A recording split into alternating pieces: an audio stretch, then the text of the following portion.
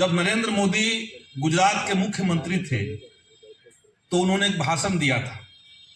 उस भाषण में नरेंद्र मोदी ने कहा कि जो वाल्मीकि समाज के लोग होते हैं, जिनका काम होता है मैला साफ करना, गटर साफ करना, उन्होंने कहा कि यही काम उनको करना चाहिए, कुछ और नहीं करना चाहिए, क्योंकि ये भगवान का आध्यात्मिक आदेश उनके लिए।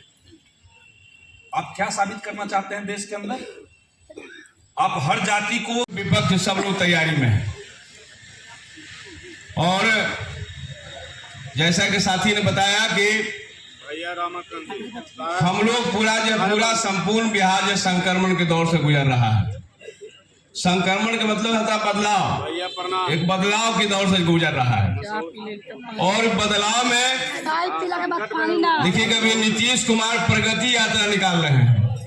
पहले इनका संवाद था कि महिला जो जीविका बहनें हैं उन लोगों से संवाद करना है, लेकिन भारी विरोध हुआ।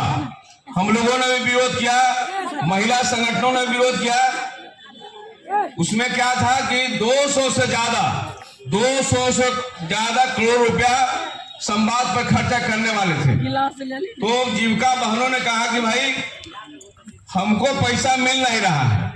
अब सरकार जो हमको थोड़ा बहुत मानदेय देती थी या सहयोग में पैसा देती थी, वो भी खत्म कर करके कह रहे हैं कि आप जीविका जो जहां चलाते हैं उनसे पैसा वसूलिए, जो 10-10 रुपये महीने सप्ताह में देती है। जिसके लेकर के जबरदस्त आंदोलन हुआ कि जीविका लोगों को, तमाम लोगों को 25,000 रुपया देना होगा। आप 25,000 रुपया दे नहीं रहे हैं, पैसा दे नहीं रहे हैं हमको, दिन भर खटाते हैं।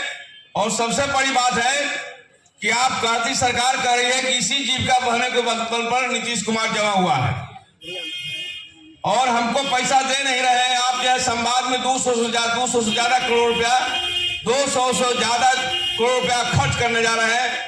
तो उन्होंने कदम को पीछे कर लिया और एक असमंजस की स्थिति हो गई।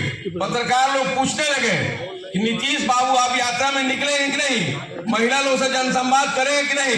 तो बाद में चल करके आया कि खरमास है और अभी प्रगति यात्रा पर निकल रहे हैं।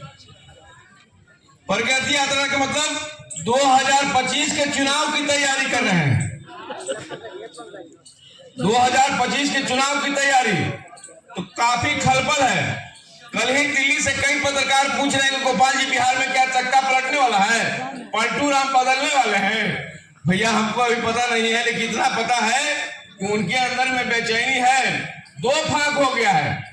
उनके अंदर जो अपर कास्ट के समुदाय के लोग हैं, जैसे विजय कुमार सिन्हा अलग खींच रहे हैं, श्रवण कुमार जी अलग खींच रहे हैं, तो नीतीश बाबू को दोनों तरफ खींच रहे हैं। अब कितना लंबा हो पाएंगे, कहीं जिससे रास्ते में ही छूट जाए, ये तैयारी भी चल रहा है। तो जो बदलाव का संकेत संपूर्ण बिहार में है, इस बदलाव के संकेत पा करके भारतीय जनता पार्टी बड़ा शांतिपूर्ण तरीके से नीतीश के जगह पर, अपने जगह पर आना चाहते हैं। वह कौन ताकत है? जो सामंती ताकत गरीबों को आगे बढ़ने में, मजदूरी से लेकर के मान सम्मान देने में भी हमको लाठी और गोली तलवार से काटने का काम किया। जिंदगी भर हम लोगों को गाली गलौज किया, खटिया पर तक बैठने नहीं दिया। हम लोगों ने बाबा साहब के संविधान के बल पर और संघर्ष के बल पर जो खटिया पर बैठने रहे थे, आशा जी हमें मौजूद हैं। जब मुखिया के चुनाव लड़ने लगे तो सिही के सामंतों ने लाठी से मार दिया इनको कि बनिया होके, पनवारी होके तू मुखिया बन में। इस तरह के हम लोगों को धकियाने का काम करता था। और जब गरीबों को हम लोगों ने संगठित किया, भाकपा माले ने संगठित किया, तब एक बड़ी ताकत में जब आए, ताकत में आने के बाद हमली का चुनाव में कोई सीटवा देवेला चाह रहे जी, कह रहे कि तोहनी 3 गो है, 3 गो आवले चलता था कि नहीं, 3 गो माले वाले लोग हैं, 3 गो आवले लो। तो हमली कहे बड़ा भाई हम तो लड़ा ही, तो 8 गो जीते ही, अब 12 गो पर सेकंड रह गए।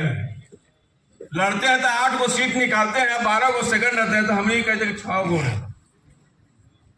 कर हम लोग जब टाइट हुए कि गरीबों के बल पर हम लोग आगे बढ़े हैं और गरीबों की लड़ाई बिहार में आगे बढ़ेगा, हम कोई लोगों से समझौता नहीं करेंगे, तब कहा कि भाई आप 19 को सीट ले लीजिए।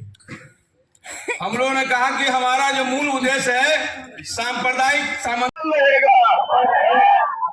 भाजपा मानो जिंदाबाद, CPIM जिंदाबाद, महाजुटान रैली सफल रहेगा। 9 मार्च को पटना चलो,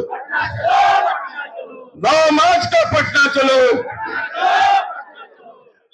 सलाम।